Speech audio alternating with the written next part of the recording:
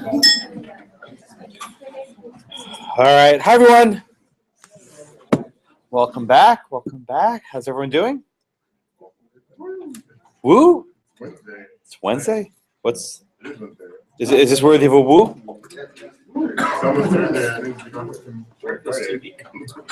You know, I don't know. So I actually do know. So they installed it because the people on this side of the room can't see the projector. The problem is the reason why I turned it off is that they didn't set it up right, as you'll see in a second. Anyway, the image was not cropped properly, so basically the proportions are all off, and it doesn't really work well. Yeah, that. So this is what shows up, and rather than be futzing with it during class, I'm just going to turn it off once and I'll fix it. So yeah, it's not good. So I don't think this was thought out particularly well, but it should be actually in the corner, not on the wall. Can you even see this from this angle? Is it okay? It was funny. I actually told the associate dean that some of the students who sat in that corner were complaining and they couldn't see the screen. He's like, "Well, why don't you ask them to move?" What's my response to that one? What's that? We're paying our money to see everything. Well, I said they can sit where they want. He's like, "Well, the class has." He's like, "Well, the class has not that many people. If they're plenty of empty seats." I was like. Anyway, so instead of having people move, we installed this beautiful TV screen that doesn't actually work, but hopefully at some point it will work. All right. Any questions? Anything in your minds? Anything you're thinking about? All right. If not, then let's get started. So we're going to continue our discussion of zoning. All right. And the last class we introduced this idea of zoning, which balances two competing constitutional interests. On the one hand, you have this thing called the police power, which gives the state the power to make regulations to protect the health, safety, welfare, and morals of the people. And generally, this police power is fairly broad, and the government can do most things to control how people act and what people do. But there is a constitutional limitation on the police power, which is the Fifth Amendment Takings Clause. The Fifth Amendment says the government can only take private property for public use with just compensation. So if the government wants to seize your land to build a bridge or a tunnel or a highway or a hospital or whatever else, they can do that. But they need to pay you just compensation. So one of the main questions we'll be facing today and for the next few classes is at what point does a zoning regulation become an unconstitutional taking? That is, the government's free to pay you to take your land, but that's not what they do. They simply pass a regulation which diminishes the value of your property, and they say, have fun, go live with it, right? So what is something? An exercise of the police power, and then when is something an exercise of the taking power? And of course, the key difference is when there's a taking, the government has to pay for it. And as we all know, when the government has to pay for it, they're not going to do it, right? So therein lies the rub. All right, any questions on that? All right, so the first topic we're discussing today are what are often called pre-existing non-conforming uses, which is something of a mouthful. What the heck is a pre-existing non-conforming use? Well, as you might imagine, zoning codes are fairly recent, and they're amended on a somewhat regular basis. And it's very often the case that what today is a valid land use, tomorrow may not be. So say today you have an apartment building on a piece of land, and tomorrow the government decides, you know what, we want to make this one-family residential housing, okay? Does that mean you have to tear down your house? To tear down the apartment building? Usually the answer is no. Say that for decades you've kept a scrap lot on a piece of land, and the government decides, you know what, we want this entire area to be residential housing. You have to shut down your scrap lot. Generally, the answer is no. And the reason why is because something called grandfathering, right? And you've probably heard of like a grandfather clause in other contexts. But for the most part, when the government changes zoning regulations, and you have some sort of pre-existing use that doesn't conform with the new zoning law, Your grandfather, you can keep it, right? You can keep it for some period of time. It's funny, I did this when I was clerking at this one case involving a scrapyard in Cleveland. And the scrapyard had been in continuous business since the 1920s. And the city had spent decades trying to shut it down. And they couldn't, because it was a pre-existing use that was non-conforming. And generally speaking, when you have these pre-existing uses, you can't shut down old uses. Okay? Yeah. I was curious about the grandfather thing. I've heard that used before, like on older, like historical buildings. How does that work if it's like a fire code regulation? Okay, so you raise a very good question. So generally speaking, if there's a grandfathered use, the state can't require you to change it so long as it doesn't harm the health, safety, and welfare of others. If you're in a building, an old building that doesn't meet fire code, that's a serious threat to the health and safety of others. So that's a case where they can actually mandate some old buildings to, I don't know, install sprinklers or install a fire escape or whatever else. They still try to keep the integrity. Exactly. So often the issue arises, and this is mentioned in a couple of the cases, I'll pull the notes after the cases, is what happens when a pre-existing use is changed, right? What happens if it was, say, used to be a scrapyard, and they turned it into a garage, right? It's still non-conforming, it's not residential. But are they allowed entire permit to exist and they have to shut down? And courts are actually conflicted on this, right? Some courts say, well, if you make the nuisance not quite as bad, you go from a scrapyard to a garage, that's actually not as bad, that's fine. Other courts say the second you make any meaningful change to the use of the property, you lose your grandfather status, right? Once you make any change, you are no longer grandfathered, and you are now required to basically destroy your business. So this actually takes place in Houston as well. So, you know, we don't have a zoning code, but about a year ago, the city passed a rule, which I think is probably illegal, which effectively bans certain adult establishments in the city of Houston. But old ones are grandfathered. So if anyone knows what I'm talking about, right by the Galleria on 610 and Westheimer, the zones are, what is it called? Thank you. Better you than me. Right. So everyone, I'm sure everyone knows what I'm talking about, right? It's right across the street from the Galleria, right across from where all the expensive shops are. And there's this little like sex shop, right? I've never been inside. I won't ask anyone else who's been inside. But in no other city in the United States would that ever exist. Shop next to probably the most expensive shopping center in the entire city, right? Why does it exist in Houston? Well, there's no zoning. And now with this new regime, it's been grandfathered. So I'm sure the second they try to make any different changes to their business structure, they're going to try and shut them down. I'm just waiting for it.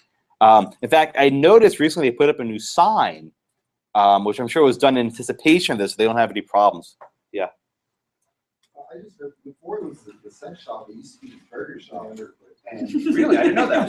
When was that? A long time ago. late 90s. I guess you're still flipping meat, but so how did that work? Yeah, I that's before my time.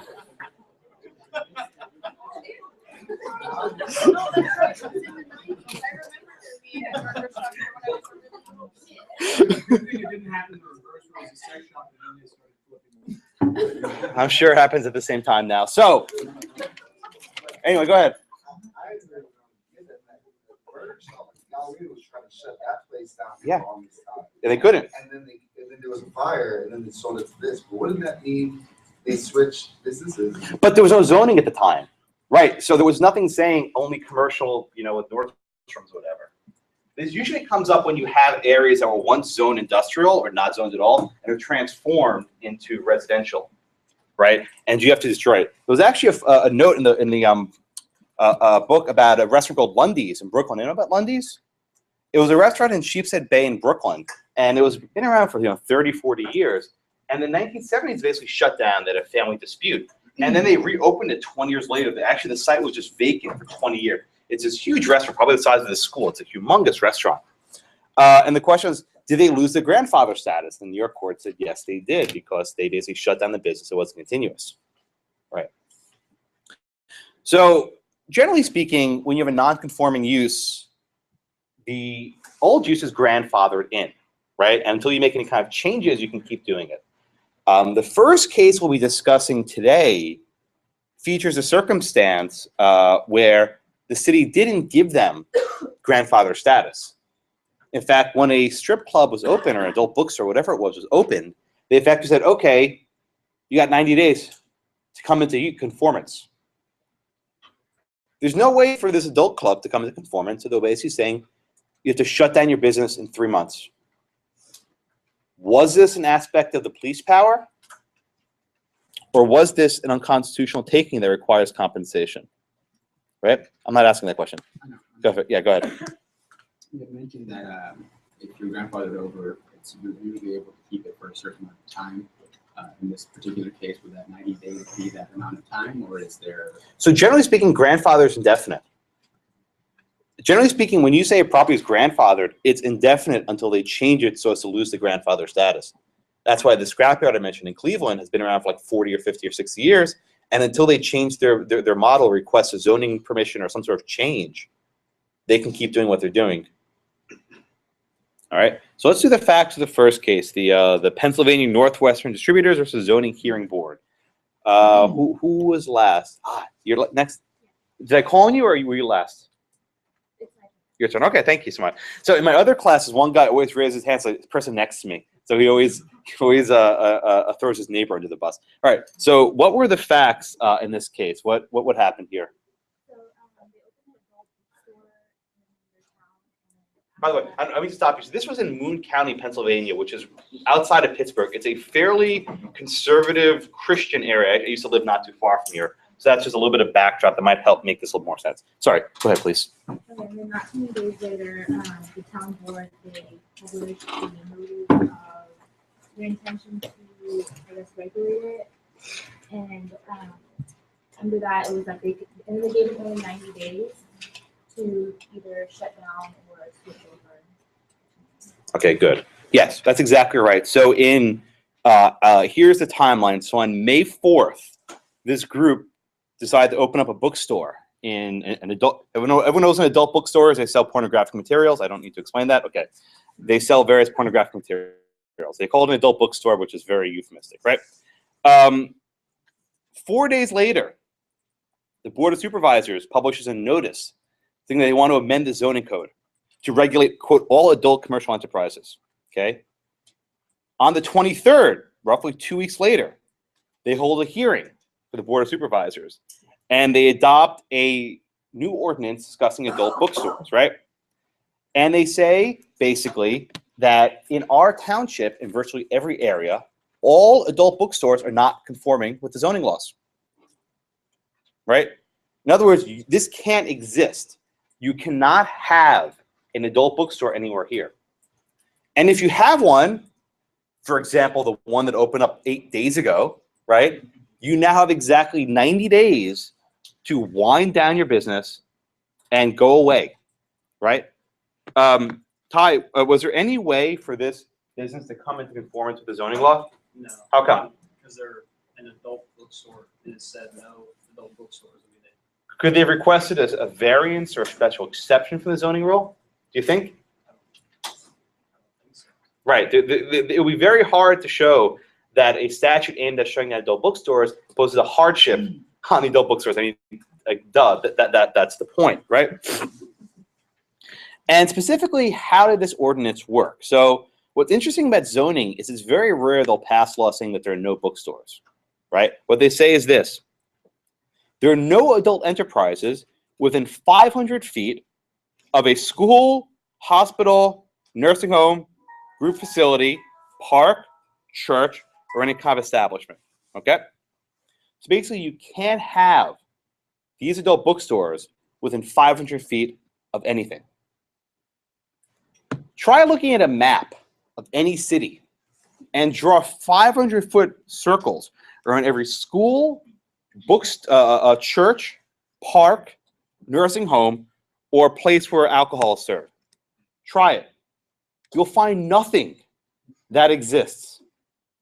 This is a very common technique to zone things out of existence. And I actually have a very Pennsylvania example that I worked on when I was clerking. So everyone know what a methadone clinic is? These are clinics that give certain pills to people who are opiate addicts. Okay, and the purpose of these pills is to make them not have this, you know, addiction, but also to pull back on withdrawal. So it allows people to kind of wean themselves off of heroin and other opiates, right? As you might imagine, these clinics attract the not most savory people. And it's very often the case that people going to these clinics, although they're trying to get clean, aren't always the most scrupulous. And I'll leave it at that. So, Kelsey, actually, you know Du Bois, Pennsylvania?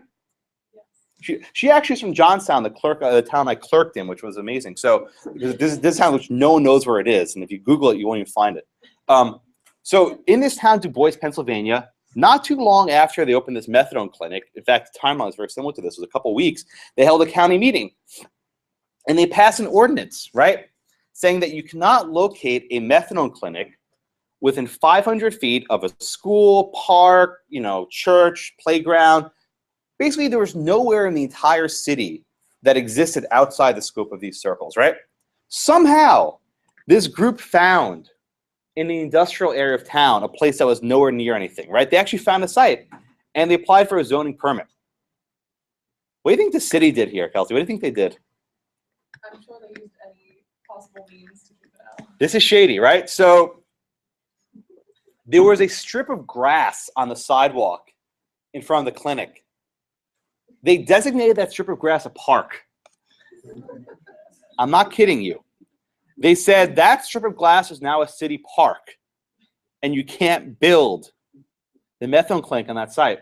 So actually, this went up on appeal, and as I worked on this case, the court actually found that that was actually unconstitutional. That they were basically violating equal protection, and they were making BS property rules along the way. They cannot do this, right? You cannot deprive people of their property rights. Okay, so this entire 500-foot regime is used in a very effective manner of excluding people from certain areas. You see this a lot with registered sex offenders. I don't know if you say it's in criminal law, but the punishment for a number of sex offenders who are not violent is extremely egregious, where effectively people who cannot live within 500 feet of a school, park, whatever else, they don't know where to live. And you actually have an entire rash of people in Miami who are registered sex offenders, non-violent, okay, who are living near highway off-ramps. Why are they living near highway off-ramps? Because it's the only place not within 500 feet of schools and parks and stuff, right? Another example is actually involving guns. For example, a city, I think in California, passed a law saying that guns can't be sold within 500 feet of a school, park, whatever else, right? Basically, nowhere in town you could sell the gun. What to know about the sex offenders? They're allowed to travel anywhere they want. They can stand near a park, but they just can't live there, which is a serious failing of the entire sex offender registry. They can go wherever they want. They can't live near there, which is something silly. So whenever you see any kind of law that says you can't build within 500 feet of X or 1,000 feet of X, and you're in any kind of busy city, you realize very quickly what they're trying to do. They're trying to ban the use altogether. All right? So first of all, they had this meeting within 2 weeks. Government never moves that quickly unless people are thinking of, oh my God, think of the children, right? Oh, we need to get this sinful adult bookstore out of our town. We need to do it immediately. So the wheels of justice spin quickly when people are outraged, right? Anyway, so within a month, actually within 24 days of this adult bookstore opening, they passed an ordinance that effectively shuts down the only adult bookstore in the entire town. Right? Okay, everyone get the facts? All right, so then Jane, what happened on the appeal? They were just discussing how since the bookstore was there before this ordinance was created, that they should be basically grandfathered in. Okay, so that's what they argued on appeal. How did the lower court handle this case? What did the lower court do?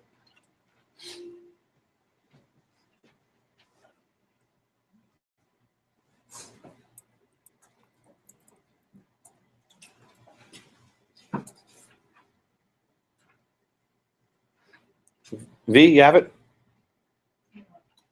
Do you have it, Brittany? They upheld the validity of the amortization provision. Good, good. Okay, so we have this word, amortization. What's this amortization, Brittany? What the provisions, I guess what the provisions are. What does the word amortization mean? You're right, they upheld it, but what does this mean, amortization? Want to try it, Nassim? It's like depreciation, but kind of reversed.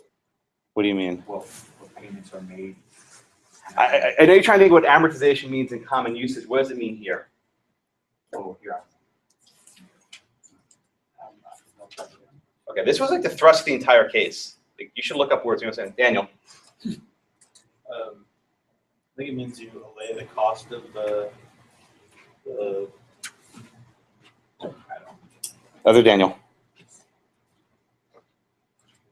I mean, it's what they're asking you to do, right? Yeah, but I know what is amortization? To, like, conform to the zoning plan. Okay, that's pretty much it. Right. Okay. So if you don't know a word, you should look it up. You guys are now in your second semester, the third semester of law school. You should know words and cases. All right. Amortization means there's no grandfathering, right? Usually when there was a zoning change, old pre-existing non-conforming uses are grandfathered in.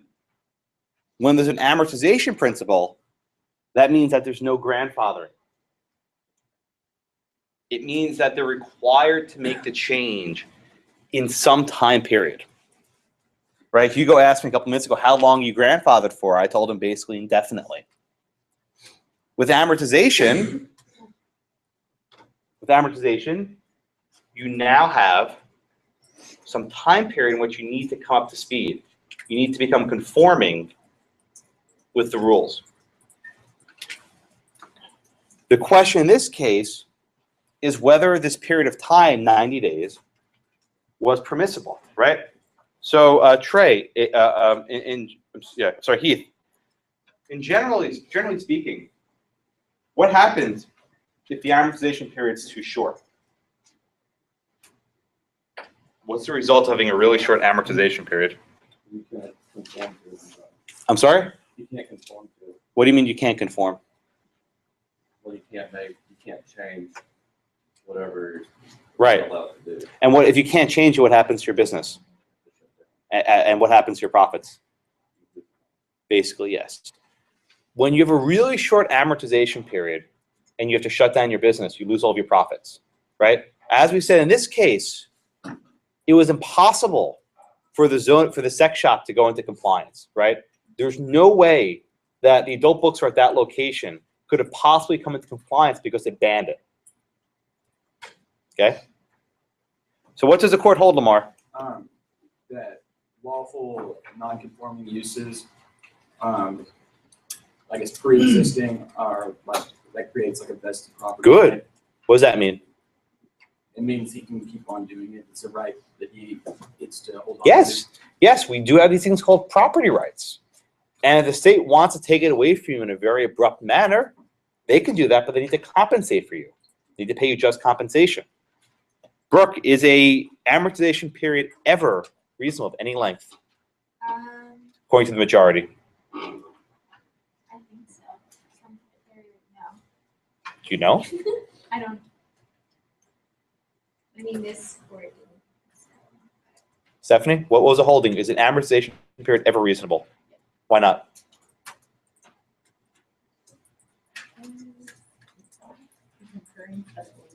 So I know what the concurring, what did the majority say? Is it ever, why is an amortization period never reasonable, according to the majority?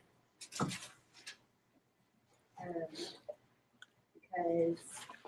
no one would ever be exempt from it. They would using it for a certain reason, like everyone would have to. Basically, so you and Lamar kind of got it together correctly. The court says, the court basically says the majority in amortization period is never reasonable. We have these vested property rights. When the government says, oh, by the way, you've been doing this for some period of time, change it now, that basically shuts down their business. They have to take a loss. They have to sell off all of their inventory. I don't know what the secondhand market is for these adult books. I don't know if there's even a resale market for them, right? When they have to shut down their business, there's a serious deprivation of property values. And the court says that this is actually going to be a taking. Right? So now, Brooke, what did the concurring opinion say? I think you mentioned that. He discussed like the reasonable time. Right. So what the concurring opinion says is, I wouldn't go that far. I agree 90 days is too short, but a longer period may work. What if instead of 90 days, it was 1 year, 2 years, 3 years, 5 years? What if you said that all non-conforming uses have 3 years to come into compliance, right? Mariah, why would this amortization be very important to the city? Why would they want to fight for this? What's the value of amortization?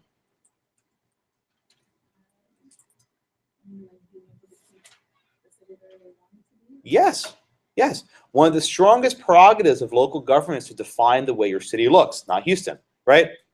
Generally speaking, the city can decide how their zoning works. Grandfathering is a serious limitation on that, because if you allow something to be grandfathered indefinitely, the city now can't transform the shape and the what do you call it? The shape and the design of the city. Okay. Everyone see that?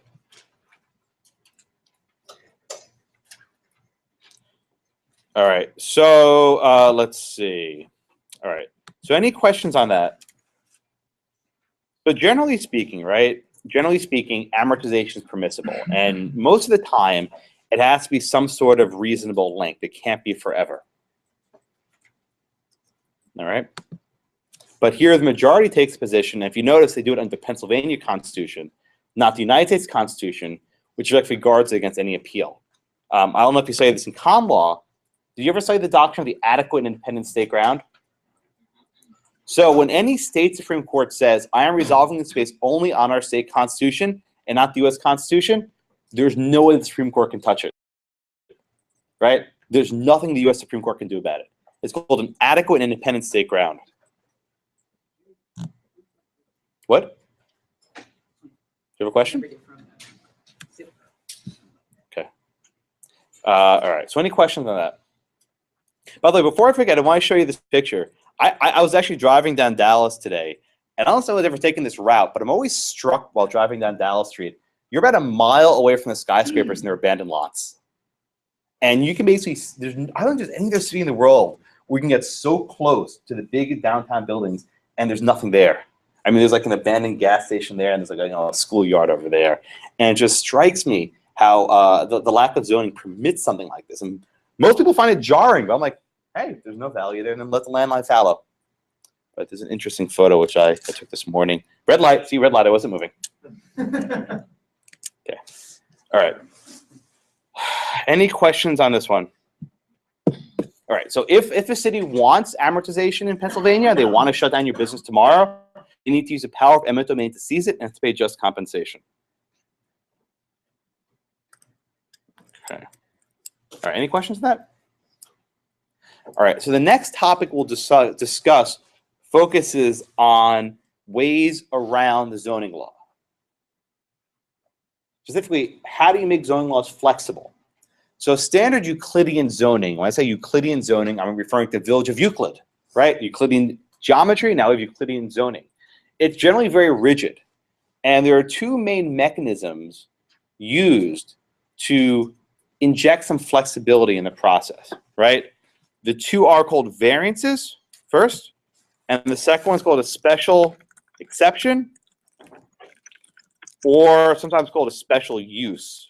You'll see it in either context: special exception, special use, they're the same thing. All right, so let's see. Stephanie, tell me, what is a variance? What do we mean by, say, variance? It's like a document that you want to file for so that you can do something that's not in compliance with the ordinance. Good. Under what circumstances is a variance granted?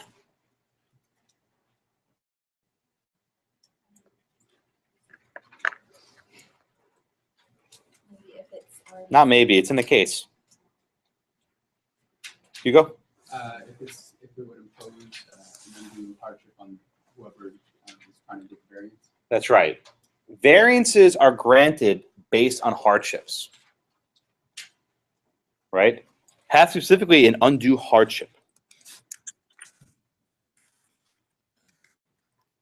When I say undue hardship, I'm not talking about an inconvenience. It has to be necessary to avoid imposing some sort of really big burden on you.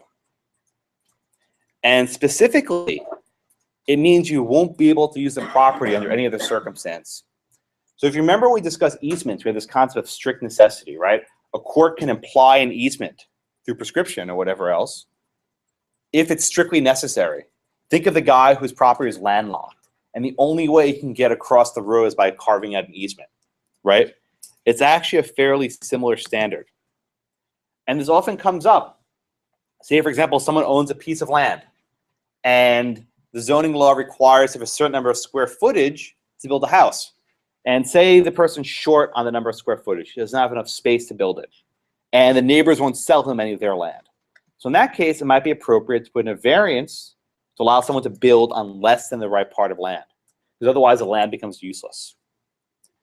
But these are very, very rare, okay? You need to show an undue hardship. And not only have to show an undue hardship, right? But the second qualification is that it can't impose on the public good, right? So not only must there be some really significant hardship to build land a certain way, but by doing so, it won't impact the public good, it won't impact the zoning code, etc.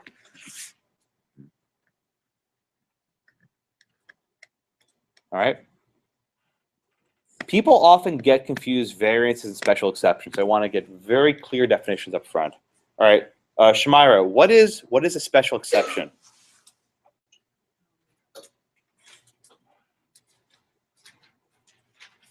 When it doesn't, when it doesn't really, when it's only like dealing with one person being affected? No. No. Eric? I mean, it comes later in the chapter if you want to flip pages, but it's in there.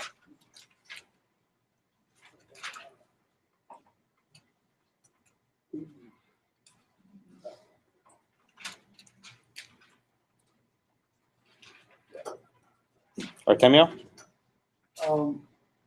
It says exceptions are use permitted by the ordinance in the district.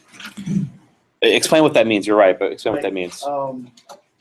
Like if it's a residential area, the ordinance might not state it, but you can do like a hospital. Back up top. What's the special exception? You're on the right track. But... yeah. What does that mean though? In your own words. It's like an exception permitted by in zoning, so it says like you can have only single-family homes and hospitals. Okay, so you're on the right track.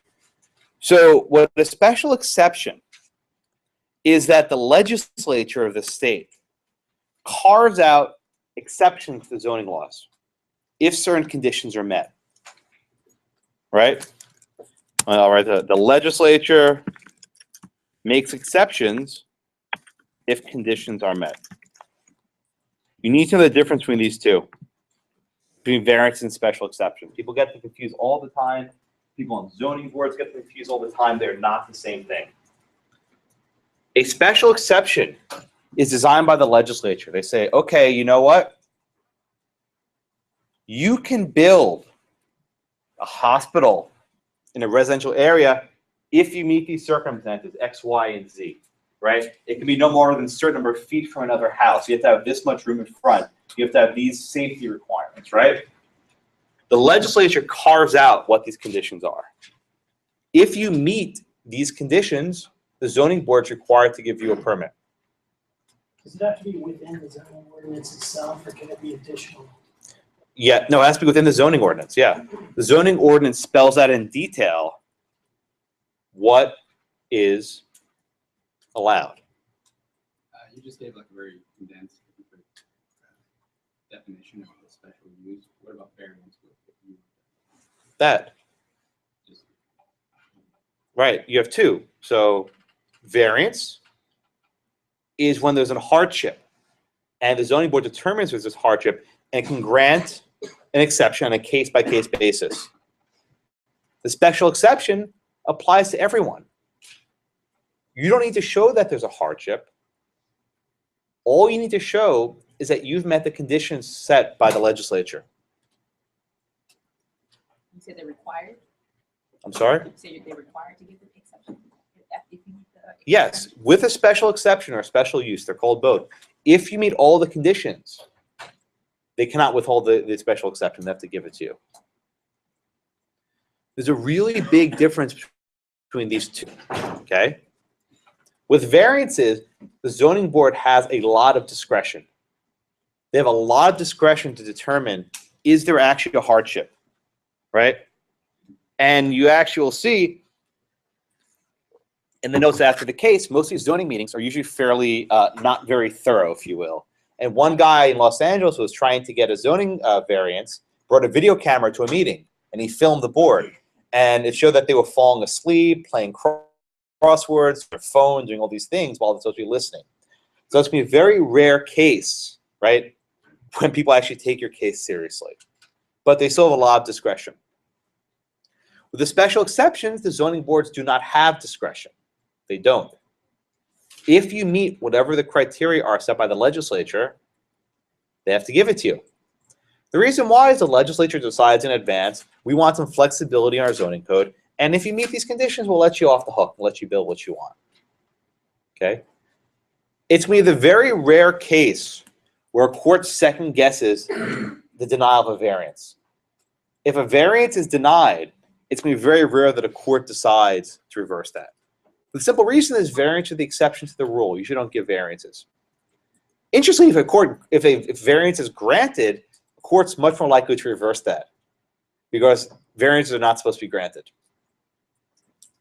With special exceptions, where the zoning boards get themselves in trouble, is when they start imposing more conditions than the legislature provided for. We know local governments get their powers from the state, right? The city of Houston operates under a charter which was approved by the state of Texas. It probably predates the state of Texas, but it was the Republic of Texas. But the city of Houston operates under this charter. This charter only has whatever power is given to them. If the city tries to go beyond the powers given to them, they're acting unconstitutionally, right? Everyone know the phrase ultra vires? Everyone seen this phrase? Nothing with Ebola, I promise. Ultra vires refers to outside the scope of your authority, right? So if the city of Houston tries to do something that the state didn't give them the power to do, they're acting ultra vires. It's unconstitutional. By the same token, when the city of Houston passes a zoning code, which they actually can't do, so the city of Dallas passes a zoning code, it delegates certain authority to a zoning board. The zoning board only has the authority the city gave them, right? The zoning board only has the power that the city gave them. When this zoning board, unelected, tries to act beyond the power given to them, they're acting ultra vires. Whenever the city zoning board tries to play mini government and the zoning board pretends to be legislatures and start making all these conditions, they're acting illegally. Zoning boards cannot deny these special exceptions when the conditions are met. They cannot expand these conditions. Okay? But even more tricky, if the city tries to give the zoning board too much authority, that's also void. Because the zoning board can't make decisions of a legislative character. The unelected zoning board cannot make these types of decisions. So even if the city tries to give the zoning board this authority, it's void. Can't do it.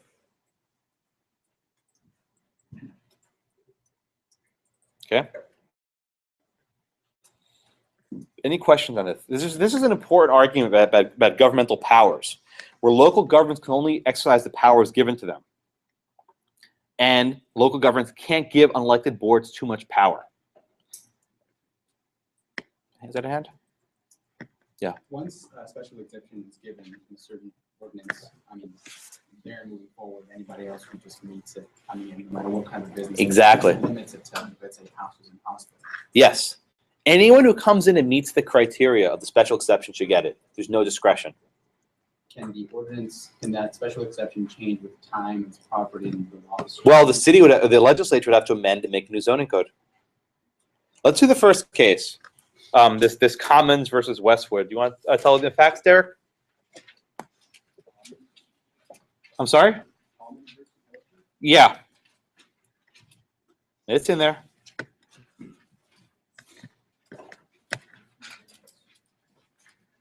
Case from New Jersey.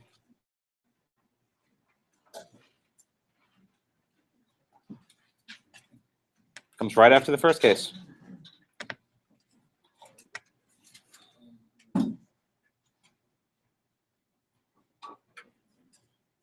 Yeah, it's remarkable when the cases have the big header, people don't read it. Don't do that. Yeah, no, but they were both assigned. Catherine?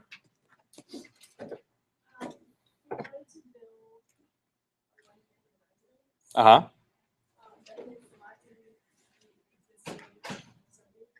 Right.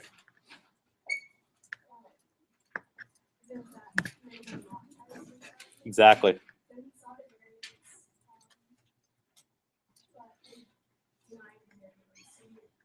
Okay, good. So this is a case that's very common. Cities impose these lot requirements. This is if you want to build a house, your front yard needs to be this big, your backyard needs to be this big, and the total square footage needs to be X. Although Houston doesn't have a zoning code, when you're building inside the loop, you're actually required, a 610 loop that is, we're required to have a certain minimum lot size. This is until fairly recently, it was relaxed, okay? The purpose of this is to make land very expensive. You can't build a small house. You need to have a big lot with a big house. Also, you're required to have a big front yard, which keeps things spaced apart, and then there are fewer houses on a given block, okay? So this guy basically applied for hardship. He said, listen, hey, I can't build anything on my land. It's too small. My neighbor won't sell me anything. Can't you grant me a hardship variance, right? Unsurprisingly, the neighbors who also wouldn't sell the land opposed his construction, and this was appealed, right? So, Alex, what did the court do here? They wanted to see if it was actually a hardship, so that they had an actual finding and sent it back to the board. Did the Supreme Court agree with the denial of the variance? They said they had to find out if it was. You're right. Did they agree with the denial of the variance? Oh yeah. No. No, they don't. Sorry. If they agreed with the denial, they were affirmed. They reversed. So what did they say? They said the actual finding weren't specific enough to conclude that there was a hardship. Good. The court said that there was no finding by the board about why this wasn't a hardship, right? If this isn't a hardship, then nothing is. The guy couldn't build anything on his land. It was worthless, right? And they basically said this would zone the land into, quote, inutility. You could not do anything on it. Other houses in the area were the same size. Allowing this guy to build a house with a small backyard might not look as good, but there's no harm to any of the air, light, or open spaces as well. Okay? So in this case, the court found that a variance was appropriate because there was a strong hardship. Okay? All right, any questions on that? Right, the court also has some discussions in the notes afterwards about what happens if you cause yourself a hardship, right? What happens if, say your lot is big enough and then like an idiot you sell part of it and then it becomes too small to build on it. Usually if it's a personal hardship, then you're out of luck. If you caused your own problem, you're out of luck, right? What happens if there's like an issue, say with a disability? Say someone's required to build a wheelchair ramp leading up to their house, and if you build this wheelchair ramp, the frontage is too small, right? This is also a case where it's probably necessary to grant a variance. But usually you need to use everything at your disposal to try to get around it. You need to buy more land or maybe build a smaller house or whatever else. Okay? All right, any questions in that case? All right, Haley, tell me what happened in the next case, Cope v. Inhabitants of the Town of Brunswick, which is, I think, your classic nosy body neighbors. The Inhabitants of the Town of New Brunswick is the party name. The developer wanted to build an apartment complex in an area that was only supposed to be used as residences. Good. And so they tried to apply for a special exception. Very good. Okay, so let's be clear. They were not seeking here a variance, right? They weren't saying that it's going to be a huge hardship to build this. They were trying to fit into something the legislature already had carved out, right? So Aisha, there were 4 conditions that had to be met in order for a special exception to be granted, right? There were 4 conditions that had to be met in order to build this apartment building in this residential area. What are these 4 conditions? The health and safety It's in order, okay? health, Okay. safety, welfare requirements. Uh-huh. of the community, and the characteristics of the surrounding population. Well, if you're giving me 2 of them, there are 4. Those were the 2 that were being challenged, you're right. Okay, do you know the other 2? I think she said that one. Zoe? Number 1, the other requirements of the ordinance were met. 2, the use will not adversely affect the health, safety, or general welfare. 3, the use will not tend to defeat the purpose of the ordinance or of the development plan for the town. And 4, is the characteristic thing.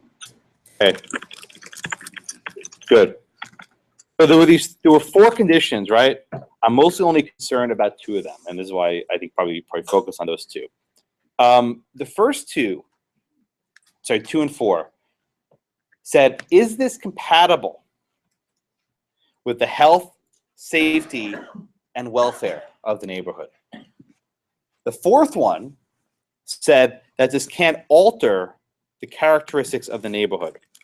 Okay? So I said before with special exceptions, it's meant to be very easy and straightforward, right? What do I mean by that? If you meet these conditions, right? If you meet these conditions carved out by the legislature, you get your nuisance. I'm sorry, you get your special exception. What's problematic about these conditions is that they aren't always easy to figure out, right? How do you know, Adam, if your property alters the characteristics of the neighborhood? Well, I mean, if there's, if one stuff that we talked about, if there's covenants on the property in the area, and you do something different, like you know that if you break that covenant, you could be altering the characteristics of the neighborhood. Specifically, for example, supposed to be a single-family residential area. You know that, and you try to build this apartment complex, you know that you're altering the characteristics. What about aesthetics? What if the house you're building looks a little bit different? Does that alter the characteristics of the neighborhood? I don't know if that's enough to consider that it's altering. It might, you know. How are you supposed to know in advance if your house will impact the welfare of the neighborhood? You see the problem here, right? These are very difficult factual questions. Is a construction going to alter the characteristics of the neighborhood? Is this construction going to alter the welfare of the neighborhood? It's virtually impossible for an individual to know in advance if his new house will make these conditions, right? And other Adam, who's making this determination? The legislature or the zoning board? I guess in this case, the zoning board. That's right. The legislature wrote the zoning code, and this could be a city town hall meeting. It doesn't really matter. It doesn't be a state. It could be even the city legislature, the city council. They wrote these 4 conditions, and they include these 2, right? Adam, what kind of discretion did the city give these the zoning board with these 2 conditions? I guess they did have some discretion. A lot. The rule for special exceptions is there has to be no discretion. As I said a minute ago, if you meet the conditions, you get your special exception. What happened here was a problem of delegation. Did you study in college something called the non-delegation doctrine? Schechter-Poultry? Remember that case? The problem in the Schechter-Poultry case was that the Congress delegated to these administrative executive board all this rulemaking power to make law. And the court held in Schechter-Poultry that Congress cannot delegate to these other bodies the power to make laws. That's the power of Congress. This principle doesn't only work at the federal level, right? Cities, city councils cannot delegate the legislative power to unelected zoning boards, right? The city council cannot delegate to these zoning boards the power to decide what is the characteristic of a neighborhood, right? They cannot delegate to these councils what is the welfare. This has to be a straight up checkbox, right? Is your property a certain number of feet? Check. Do you have a backyard this size? Check. Do you have this number of square foot? Check. You got your special exception. These are supposed to be very straightforward and easy to apply conditions. What happened here that went afoul was that they put these very open-ended discretionary conditions on there, and this was actually unconstitutional. They could not delegate this power to the unelected zoning boards. It's in between federal, or, administrative regulations and statutes. How's that not in the laws? I'm talking about the Administrative Act later. Most of the modern administrative state is based on a very loose understanding of the non-delegation doctrine. And what the courts effectively held is that so long as Congress gives these administrative agencies an quote intelligible principle, they can make rules. We can talk about that afterwards. Yeah. As far as the alter the characteristics of the neighborhood, would they just have to be more specific as what that means? Okay, so we'll do a case next week, I think, about aesthetics. And we're going to do one case where there's a zoning code that requires buildings to be harmonious with the neighborhood. And you'll read this case, I think, in a week or so, where this one guy goes crazy trying to figure out what this means. He submits one set of blueprints. They say, no, that's not good enough. He submits another set of blueprints. Saying, no, that's not good enough. Drive up and down the street and try to soak and absorb the essence of the neighborhood. Submits a third blueprint, still not good. You'll tear your hair out next week when we do this, okay? But one point I want to stress, this principle of non-delegation only applies for special exceptions. With variances, the zoning board has almost unfettered discretion. With a variance of unfettered discretion to determine hardships. With special exceptions, they're bound only by the power to make specific narrow choices. They can't have this kind of legislative or what we call quasi, you've seen this phrase before, quasi-legislative powers, right? It's not quite lawmaking, but it's close, quasi in the middle. They can't do this. Can there be variances to the special exception? Oh, okay. No, no. Then X, Y, and Z. No. Then it's not a variance anymore. Variance is only here. I'll scroll up. Variance is only undue hardship. That's it. If the question is one of hardship, then you go to a variance. Special exceptions are only those defined by the state legislature or the city legislature, whatever it happens to be. Okay. So here, the court found that the statute was unconstitutional. It's for the legislature and not this unelected zoning board to make these types of decisions. And the court actually granted them the special exception to build the apartment building so long as they were in compliance with all the other rules. So one thing to note, though, even if you get a special exception, you're still bound by the zoning code. You still need to meet all the other conditions for you're allowed to build something in a specific area.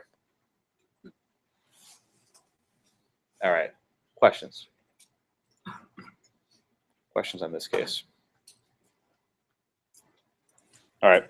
And the book gives a nice summary of the difference. They say that variances are departures from the ordinance for hardship, and special exceptions are conditions that you have to meet to not follow the rules, right? So whenever I say variance, you should think hardship, and special exceptions meeting certain conditions. People get these confused all the time.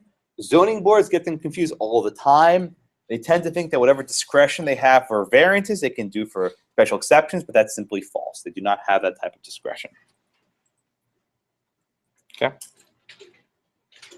Questions? All right. The last topic I want to discuss is something called spot zoning, right? So remember the case I mentioned a few minutes ago involving the methadone clinic, where they decide to suddenly say, hey, there's one methadone clinic in town. Let's pass a law banning methadone clinics, right? Pass a roll if it's somewhere around. Okay. Yep, who needs it? Okay. Okay. So they passed this law where there was one methadone clinic in town governing this one methadone clinic. This might be called spot zoning. What do I mean by spot zoning? You're focusing on one specific place and one specific time. What happens when they designate the sidewalk in front of the methadone clinic as a park, right? Here. What happens when they designate the sidewalk in front of the methadone clinic as a park, right? That arguably is also spot zoning. So generally speaking, spot zoning is not allowed, but it's done all the time. Local governments don't always follow the rules, and if there's someone they like or someone they don't like, they're very creative at finding ways around the rules. And more often than not, they're conferring benefits to people they like, but it also happens that they harm people they don't like, such as the methadone clinic. Okay? Any questions about that? All right, Monica, I'm sorry, Kevin. Walk me through the last case, the state versus City of Rochester. And for those who don't know, Rochester is a city in Minnesota. That's where the Mayo Clinic is located, among others. There's this area zoned for single and multi-family dwellings, and people wanted to build like a high-rise, like luxury. And basically they were allowed to just because they had a rational basis to do it. Well, you went way too far. So you had basically, the facts were, and you're absolutely right, you had an area that was zoned for residential uses, right? And this was near the Mayo Clinic, which is this huge hospital, very, very well renowned. And they wanted to build some sort of high-rise condominium. Kevin, did the zoning law as it exists then permit them to build these condos in this place? Okay. So what do? They seek a variance? No. What do they do? I guess they went for a zoning amendment. Right. Instead of seeking a variance or special exception, they actually lobby the zoning board to amend the code, right? And Kevin, what do they try to seek an amendment for? Their high-rise condominium thing. Basically, they saw an amendment to the zoning code that affected one property alone, them, right?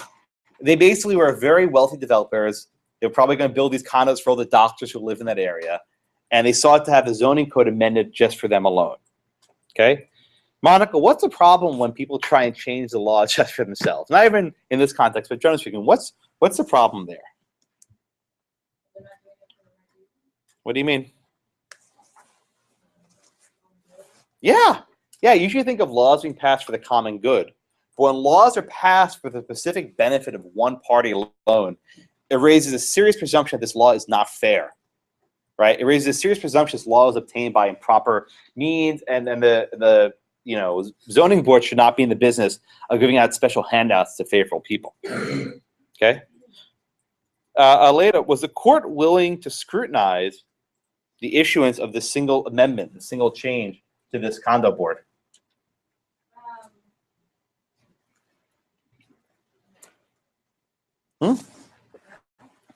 Did they show deference to the zoning board here? No. Victoria?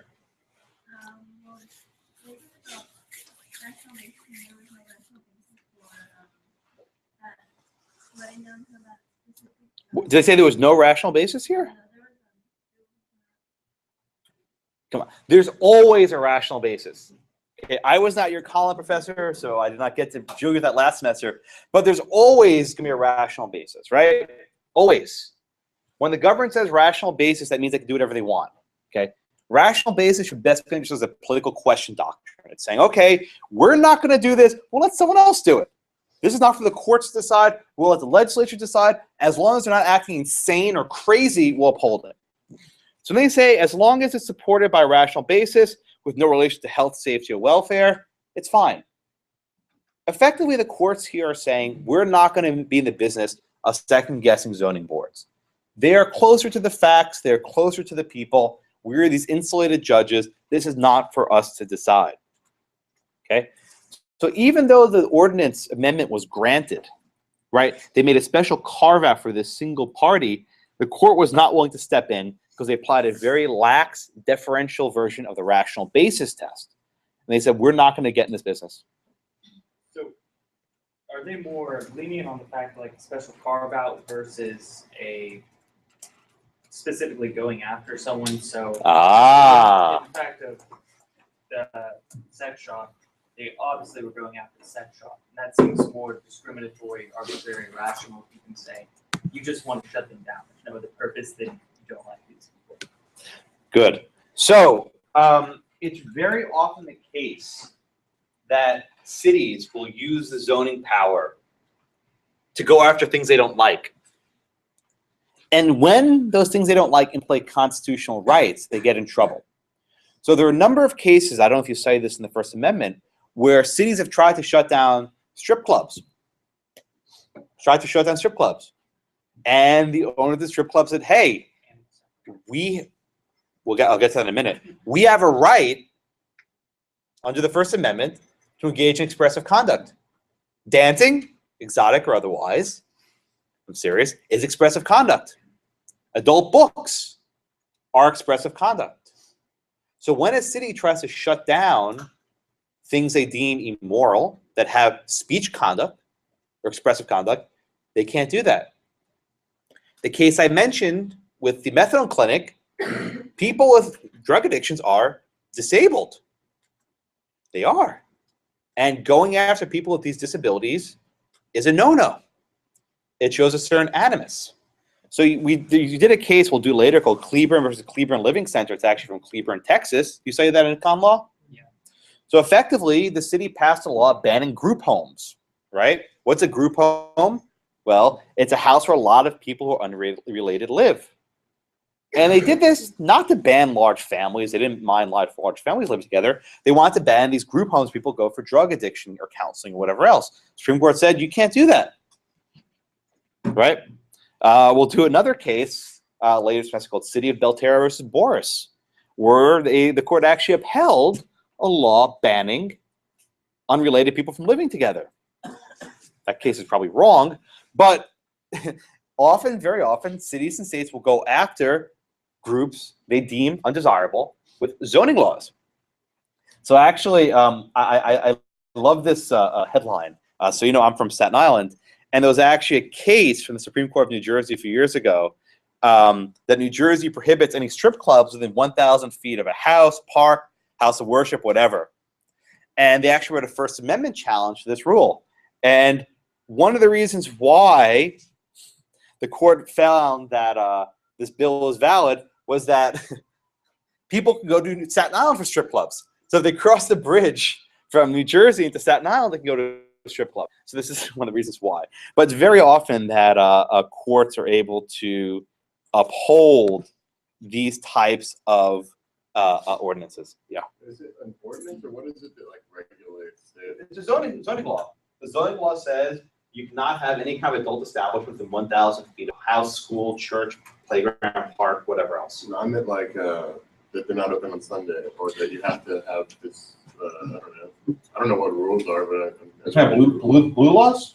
I'm talking about like for strip clubs or bars or anything like that. Is that the zoning? Like this? So actually, blue laws. I've been over at these. So you know you can't buy alcohol in Texas. What time does it start? I don't even know. Before 10, I think. It's all food. Yeah, whatever it is, right? You perhaps know better than I do. Those laws are actually of dubious unconstitutionality. How can they tell you not to sell alcohol at certain times of the day? They're on very precarious footing. I'm not quite sure if they survive. In some states, you can't even sell alcohol on certain days, period. In fact, maybe from a dry county, you know, they exist. In fact, the 21st Amendment, which repealed prohibition, allowed the states to retain power over alcohol sales, and presumably they have power under that. I think there are probably some establishment clause issues with banning to sell alcohol on Sundays. All right, questions on this? So generally speaking, spot zoning is frowned upon, but courts are very skeptical about actually invalidating these rules. And courts will be very deferential to this process. All right. Questions, anything else? All right, that's all I got. Have a great day.